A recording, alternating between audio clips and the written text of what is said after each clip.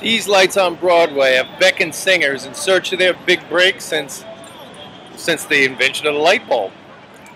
Each year, thousands and thousands of singers head out to here or just a handful of other major markets with the goal of being discovered. But before you pack your bags, something I want you to consider. Pinning all your dreams on a move to a city in order to be discovered can easily end in disappointment if you don't first know who you are as an artist. Hey, I'm not saying you should never leave home. On the contrary, I'm saying it's healthy to go explore other cities, even countries. But just when you do, understand that the only real person that needs to discover you is you. See, we all get cast into roles in our families and in our hometowns.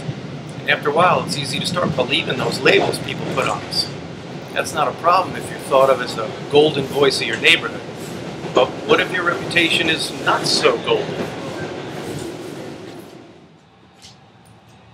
Relocating is the best way to get a fresh start.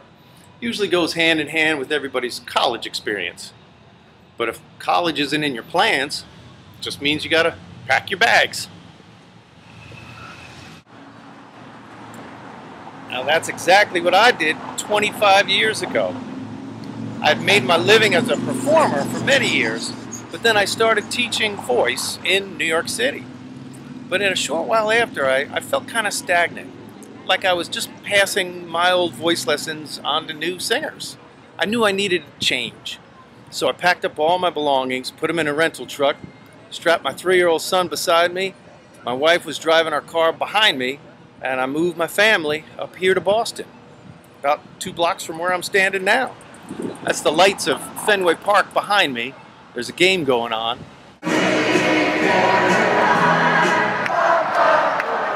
That's the famous Citgo sign right there. Actually, it looks like the game's getting out, so let's go back to the sanity of Times Square. So anyway, my friends all told me I was crazy, moving away from a major market like that. But moving to Boston was a really good idea for me. It helped me out a lot. I was able to study the voice in depth without constantly comparing myself to the already well-established voice teachers there in Manhattan. It gave me a unique perspective, because if you don't already have your act together, a big city can make you feel really small. So try not to get all caught up in the fantasy of getting discovered in New York, Hollywood, Nashville, or especially on the internet. There's opportunities out there for sure, but they're only valuable to you if you already have a clear sense of yourself as an artist, which I think you'll have an easier time finding in a smaller market that embraces the kind of music you want to make.